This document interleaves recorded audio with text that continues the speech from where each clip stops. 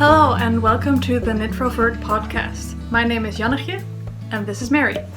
I'm coming to you from Gouda in the Netherlands, and I'm so happy to see you here today. If you're a new viewer, welcome. And if you are a returning viewer for the second episode, then welcome back, and I'm glad I haven't scared you away yet. I want to start this episode with something that I think is very important and way more important than knitting. And that is that Black Lives Matter. What is going on in America right now is absolutely horrible, and I am so sorry to every Black American going through that right now. I want to make it absolutely clear that this is an anti-racist space, and I will do my best to keep it that way. That also means that any racist comments on my YouTube channel from now until forever will not be tolerated and will be removed. I think racism is something that is very real and that we have to work very hard on to get rid of. Especially as white people have to really do the work, learn, listen, and read everything we can in order to make it better. If that is something you agree with, then you are very welcome to stay, and I'm very happy to have you here. If that is not something you agree with, then please, the door is over there, and don't leave a comment on the way out. Now, let's start with something I completely forgot last week, and I'm very happy I did, because the wardrobe malfunction last week was out there. It's the reason that the setup is changing a bit, because it was not okay, and I hope I managed to fix it a bit with editing, but yeah.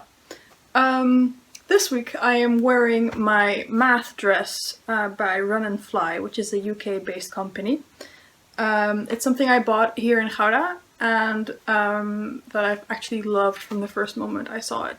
I usually never buy fabrics or buy dresses with fabrics that are quite busy. I am someone that likes basic things, but I'm a mathematician and this just called out to me.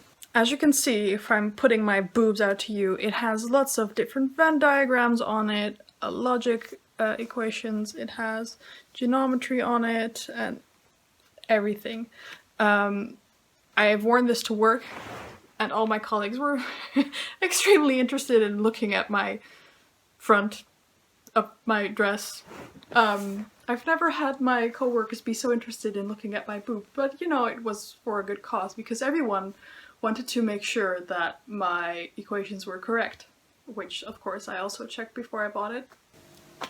It is a bit tight right now. The corona quarantine has really been kind to me fluffing up a bit. I'm not really that mad at it, it's good. I also want to preface this episode by saying that all the links about the things I talk to will be down below in the description box, and also my link to my the link to my Ravelry page and my Instagram. I'm not incredibly active on Instagram because social media is not my thing, but every now and again I do post something there if I think it is important or if I like it. Also, all the knitting I do is on Dahlia sharp needles. I have one set that I bought a long while ago, and I have been using it ever since. This is the set. It has a nice button. I keep all my needles in here. I don't really have that many. That is part of the reason that I try not to have lots of works in progress, because there are only so many cables that I have. But so that you know that if I ever mention a needle size that I'm using, it will always be by this brand. Not sponsored, wish I was, but yep. The first thing I want to talk about is my dissolve sweater. Since last week I have started the sleeves. I have given it a wash because I wanted to make sure it was fitting right, and the blocking really helped. It is sitting much better now. I will insert a picture on how it is sitting right now. As you can see, it just nicely hugs me at my waist, and I'm actually quite happy with it. This is where I am right now. It's a bit of a mess because I have both arms on one cable, The reason for that is that I started this sleeve and I decided that to make the sleeves longer, because I don't like shorter sleeves because my arms get cold, I had to rearrange the fading sequence I was using a bit. So instead of fading to the number 3 in the Fibonacci sequence, I wanted to start fading to the number 5 in the Fibonacci sequence, and I will put a new chart up right here. The problem was that I think if I do that, I will run out of yarn for the colors that are up here, because they require the most yarn also in the body and in the sleeves. So what I did was I decided then I should just have to knit them 2 at a time. So I picked up the for the arms over here, and I'm gonna knit this to the same point as I am over here. So let's see if I can make this a bit more clear. Yeah. So this is where I am right now, and I will have to knit this all the way over there. I think that I will have to start ripping this out because this is using up too much yarn. I might have to fade to 3 in the first couple of colors and later fade to 5, if that makes sense. But then they will still be a bit short. So the way that I think I'm going to solve that is by fading back very quickly at the end of the sleeve to the colors that were up at the top. Not sure how I'm gonna do that yet. We'll have to see. I completely forgot to mention that this pattern is designed by Marion M. Knits, and that I am knitting it in Tough Sock by Tammy Wee Colors in her colors that came from her advent calendar in 2019. The colors I am using are pinks going to pink and blue, going to pink and green, and going to green. Because I am only using mini skeins, I have to fade quite a lot.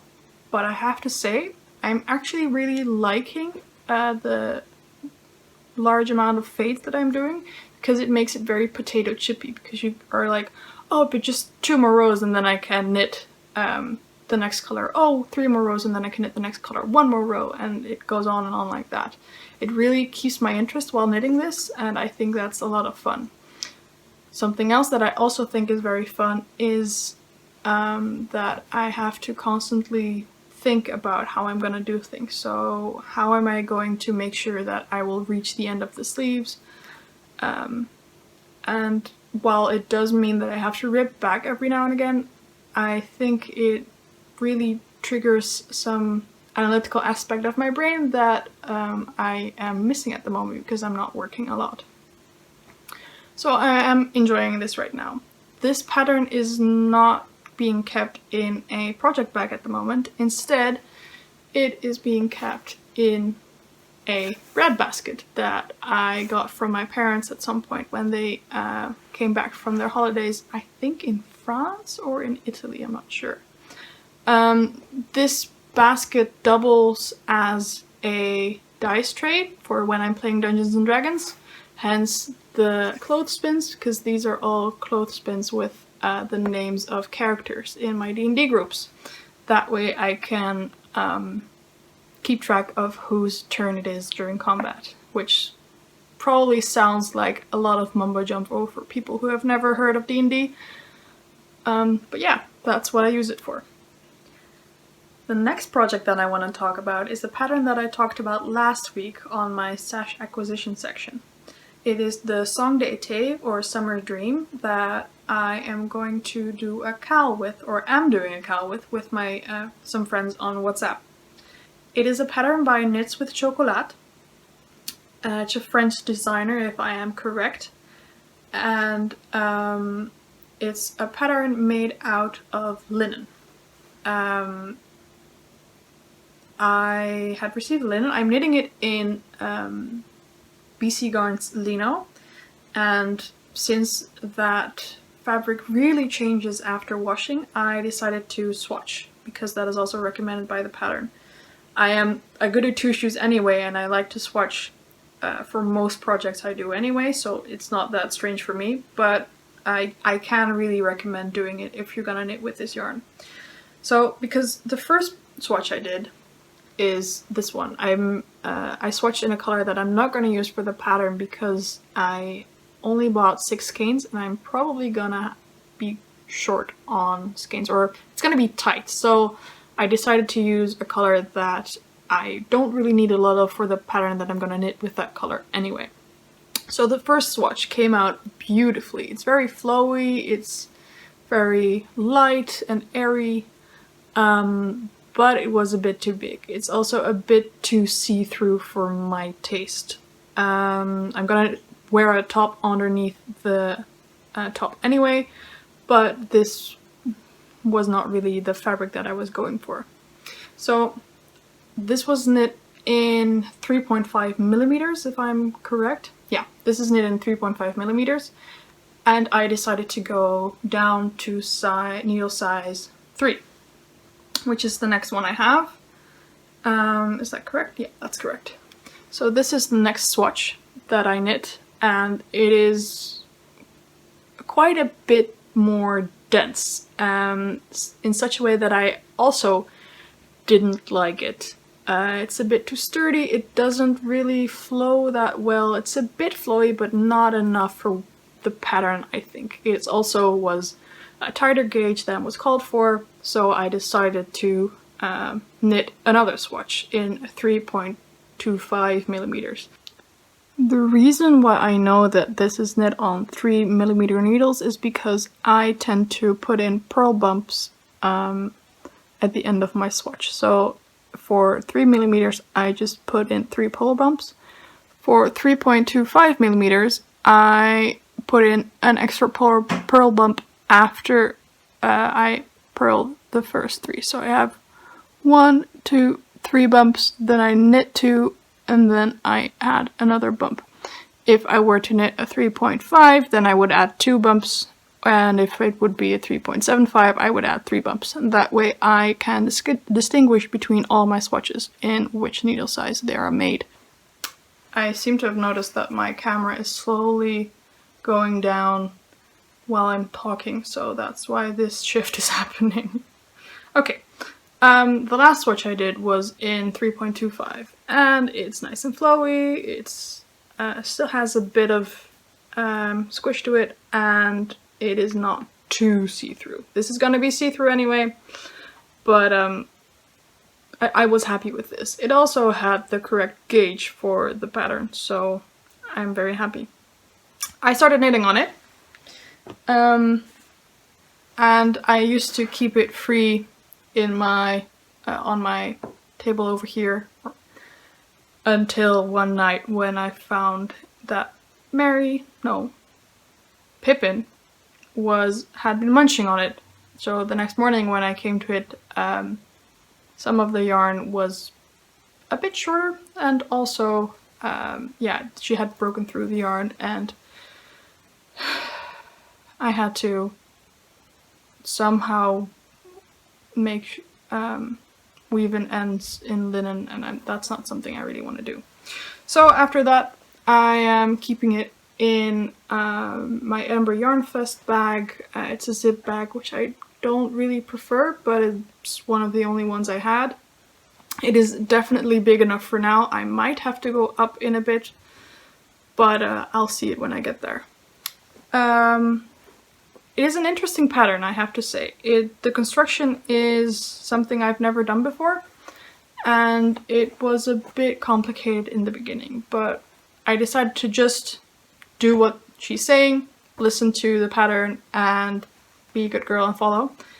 I am knitting it in size 42, and it looks to be a perfect match for my measurements, and which is something that doesn't happen often to me. I will have to see what's gonna happen when I'm done with the bust area, because it is a very flowy and A-lined top, and that is not something I usually wear because of the way my body is built. So I'm gonna alter it a bit, but I'm gonna see that when I get there. Currently I'm actually quite far, if I say so myself. I am this far to be exact. She has you cast on a number of stitches and knit one part of the neckline. She then has you pick up stitches and knit the other side of the neckline. After that, she has you pick up a lot of stitches on the side and some extra stitches and then knit part of the back. And I am almost finished increasing for the armhole on the side. I only have one more row to do, I believe, and then I am done. The pattern has you knit through the back loop in the front and purl through the back loop in the back. That is something I had never done before. And I am very happy that I am a flicker or a thrower, as some people say it, because I think that makes my life a whole lot easier while knitting this. She says that you should put these two parts on waste yarn or a cable or something, and I decided to completely ignore that because I am stubborn and I did not feel like doing difficult stuff. For me, I had a very long cable because you can see it goes all the way from here to here and back to the needle over there. So I just kept them on the cable. I moved them around a bit to make sure that I could do everything properly, and it's working out fine for me. Last time I completely forgot to talk about what stitch markers I'm using.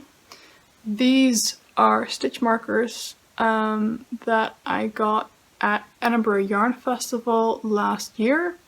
I cannot remember the booth I bought them from, but I think I can find out, so I will put it down below. I'm also using some basic stitch markers that I use for all my projects. And these are stitch markers that I made myself. I have them in many different colors, and I use them in all of my projects. It's the only kind of stitch markers without the clips that I use because they are small, they are light, they're easy to use, and they're easy to distinguish. So yeah, that's what I use. I am really loving the pattern. The neckline was a bit of a hassle, to put it lightly, to begin with. I really had to quiet down, stop watching TV. I could not have a conversation. I could not watch anything. I just had to really focus on it for the first few rows. After that, it all went fine and smoothly, and it was super easy. Same for the back.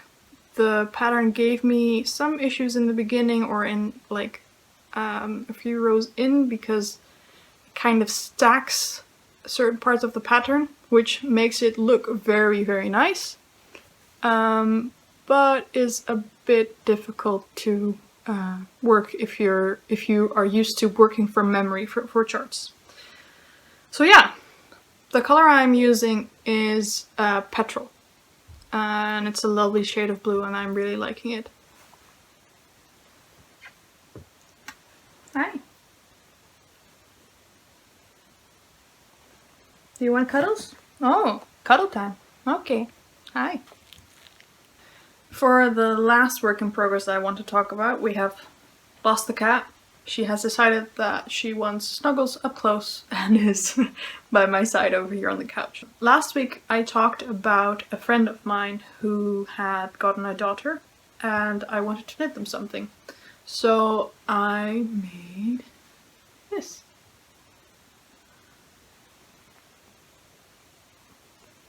It is super cute. It's very much out of my comfort zone. This is the pattern Lil Dahlia by, check the notes, Lena Holm Samsoe. I'm hoping I'm pronouncing that correctly because I have no idea.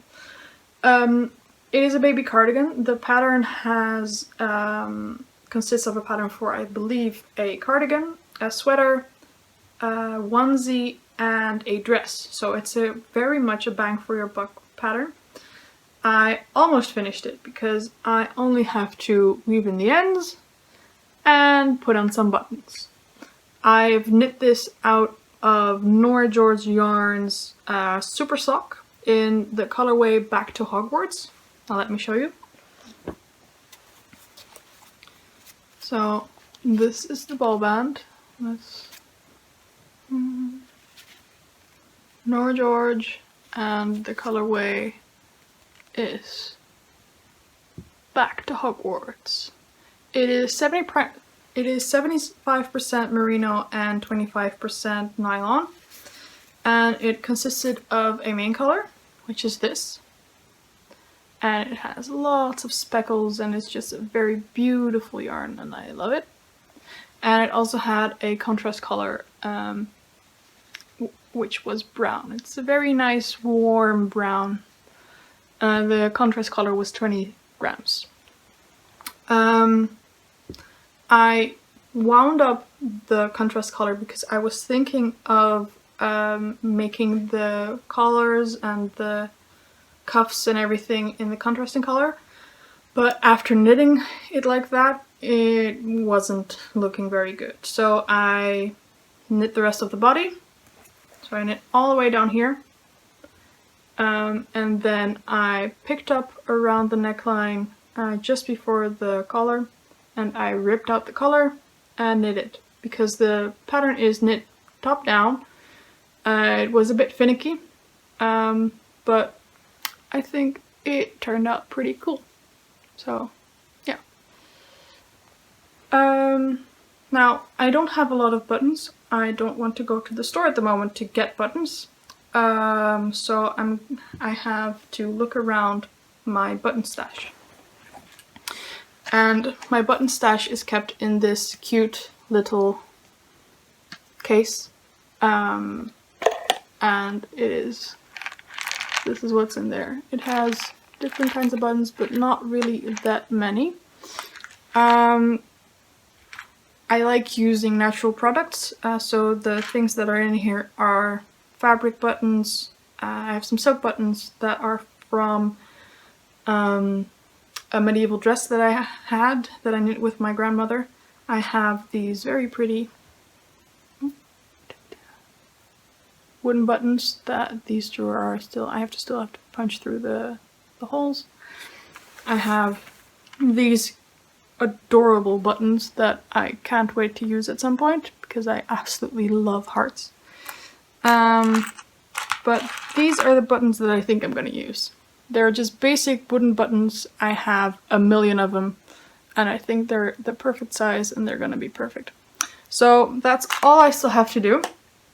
It's already blocked, so I just have to weave in the ends and sew on the buttons. And then this can go to its new owner. I hope she will be happy with it. Now, this might be a bit big for a newborn.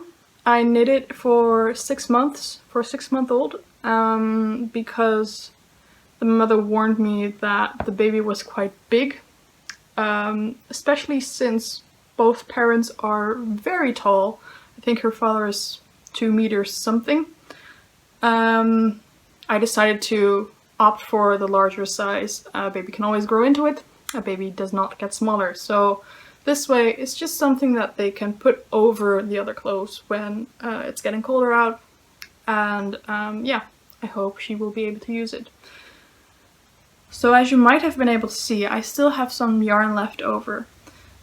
Together, this is about 41 grams, which is great because I think I will be able to get some shorty socks out of this.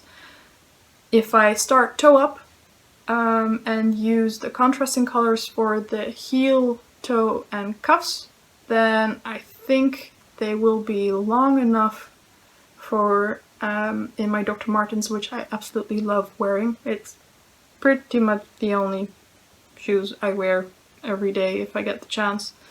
So I think that's gonna be great. Very happy with that. And with that, we are already at the end of the second Knitrovert Podcast episode. I hope you've enjoyed your time with me. thank you so much for joining. I love doing this, although this is still my second time. I immediately looked forward to filming a second one after I was done filming the first one. I'm hoping to keep this schedule up and record on Tuesday, edit on Wednesday, and then post on Wednesday. We'll see what happens once I start working more and once the world starts going back to normal a bit. But in the meantime, yeah, this is fun. Please don't forget to be kind to each other, love each other, and have fun with whatever craft you enjoy doing. And I will see you all next week. Bye! What if I'm just hiding behind it? Can it focus now? You're giving it away. You're giving it away. Stop doing that. Thank you.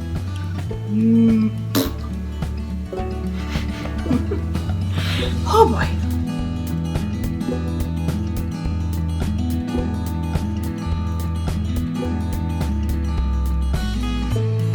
What do you think? Should people subscribe? Should they subscribe? Did you enjoy yourself?